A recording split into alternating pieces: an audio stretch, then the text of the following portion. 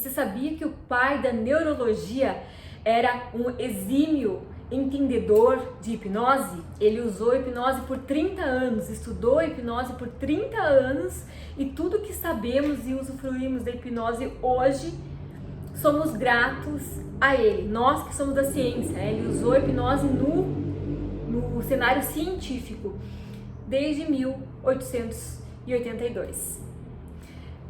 Charcot, grande professor, médico, fundador da neurologia e mentor de Sigmund Freud, o maior nome da psicanálise, o fundador da psicanálise, e é também o maior nome da psicologia.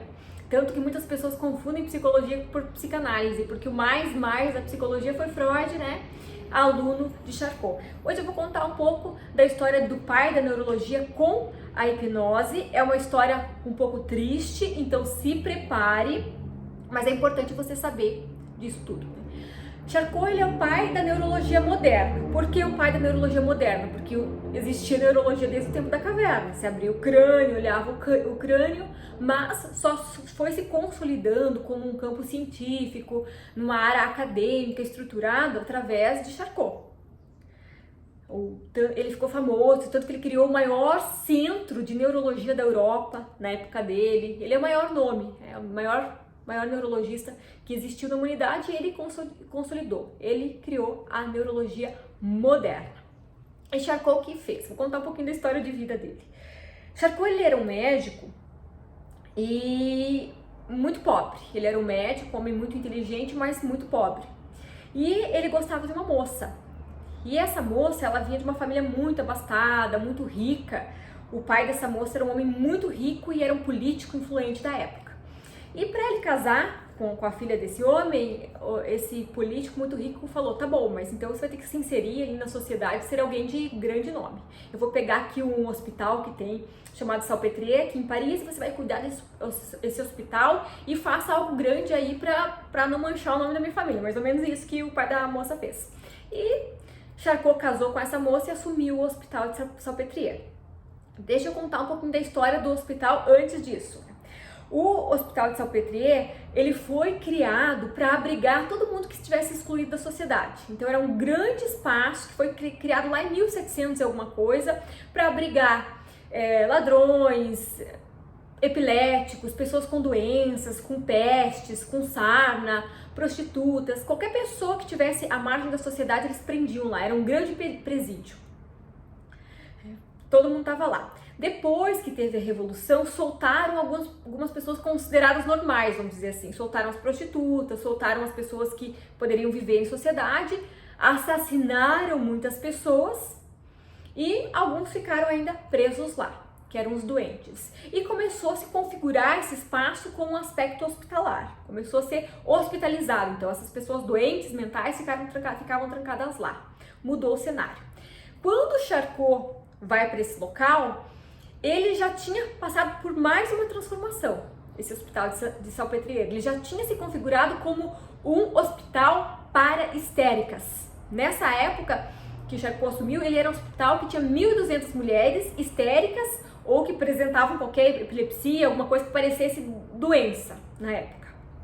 E ele foi cuidar desse hospital, ele foi comandar esse hospital lá em Paris, e ele ficou lá por 30 anos cuidando desse hospital. E nesses 30 anos, testando hipnose nessas mulheres.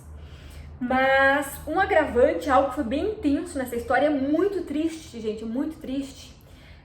A bibliografia mostra que Charcot era um homem sádico.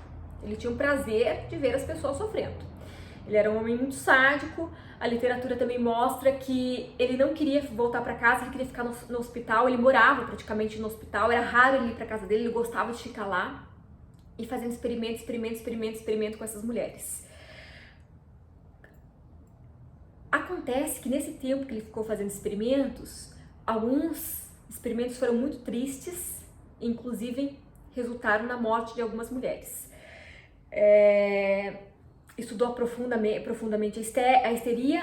Até aquela época, se achava que histeria era uma doença típica feminina, que só as mulheres tinham histeria. Hoje nós sabemos que não, que é o transtorno histriônico, né? Se fala em transtorno histriônico, pode acontecer em homem e em mulher também. Mas naquela época acreditava que só mulher poderia ser histérica, tanto que o próprio nome histeria vem de hister, que é útero. Então era a doença do útero. Por conta do descontrole hormonal, a mulher às vezes num período do mês tinha algumas alterações, então diziam que ela poderia ser histérica, quando eram surtos grandes. E elas ficavam presas, as epiléticas também, enfim, lá tinham 1.200 mulheres. E ele começou a testar a hipnose no aspecto científico. Começou a testar. E tinha alguns resultados, algumas curas com as mulheres, tanto que Freud usou a hipnose em vários pacientes. Parcialmente, tem umas curas, mas tem umas coisas que não é cura. A hipnose, ela não cura tudo, gente. Tem coisa que até Freud abandonou posteriormente o uso da hipnose, porque ele viu que a hipnose calava a boca do sintoma, ela diminuía o sintoma, mas transferia para outro lugar quando existia uma neurose. Mas nós não vamos entrar nesse momento no aspecto de Freud com a hipnose, vamos falar só de Charcot com a hipnose agora. No outro momento eu falo de Freud com a hipnose. Charcot com a hipnose. Ele começou a testar, nesses 30 anos ele testou 106 pontos no corpo, né? Ele foi testando para ver que as pessoas, qual mulher entrava mais em transe, qual que era mais suscetível, menos suscetível, os níveis de transe ele foi treinando também. E para testar se estava em transe mesmo, teve uma paciente que ele perfurou o corpo dela inteirinho. Ela era super suscetível, aprofundou no transe, ele queria testar até onde que ela aguentava, ele perfurou o corpo dela inteirinho. Ele também pegava essas mulheres e deixava em transe, colocava embaixo do sino e ficava tocando o sino. Eles faziam experimentos surreais e absurdos. Eles não, Charcot, né? Dentro do Hospital Salpêtrière. 400 mulheres foram mortas e enterradas em frente ao hospital. Então elas sofreram muito, essas mulheres, gente. Elas sofreram absurdamente nessas pesquisas de neurologia com o uso da hipnose. Foi absurdo, gente. Foi absurdo, assim. É revoltante a gente olhar hoje para o que essas mulheres passaram naquela época. Mas, puxando agora o assunto para a questão da hipnose, ela foi testada durante 30 anos o uso da hipnose. E Charcot usava em quase todos os seus pacientes. Ele testava em todos os pacientes a hipnose. Testou muito e difundiu para o mundo. Dentro do ramo científico, a hipnose só tomou corpo por conta de Charcot, por conta desses 30 anos experimentando a hipnose com doentes mentais. Nem todo mundo que estava lá é doente mental, gente. Vocês já assistiram novela mexicana? Não é? A pessoa dá um problema, já prende a pessoa no manicômio? Era assim naquela época. Era assim. Então nem todo mundo que estava lá era de fato doente mental. Era bem mesclado. E até porque não tinha um aparato tão complexo para se entender a doença mental. Era tudo muito confuso, né? O que é o quê? Tudo era loucura. A pessoa deu uma surtadinha, ele não podia nem dar uma surtadinha, já era loucura, já tacavam lá dentro do Hospital Salpêtrière. Mas essa história é muito triste, mas contribuiu muito para o ramo da ciência. É claro que nenhum sofrimento humano vale, né? Tanto que hoje já foi configurado, né? Não é permitido mais fazer essas experiências em seres humanos e nem em animais também, porque eu lembro quando eu fiz faculdade ainda tinha um ratinho pra gente testar no ratinho, mas hoje eu fiquei sabendo que nenhum ratinho não pode ter mais nas faculdades de psicologia. Mas enfim, e esses 30 anos resultou em um grande conteúdo científico a respeito da hipnose.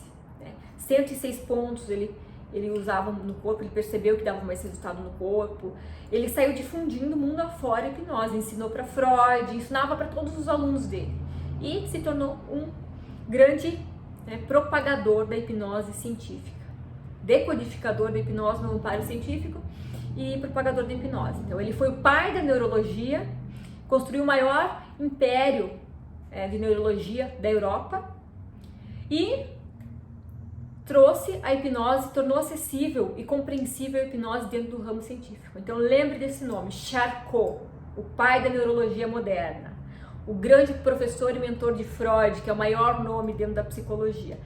Isso que ele fez para a gente ter acesso hoje a tudo que a gente tem de hipnose, tudo que você vai aprender de hipnose comigo, ok?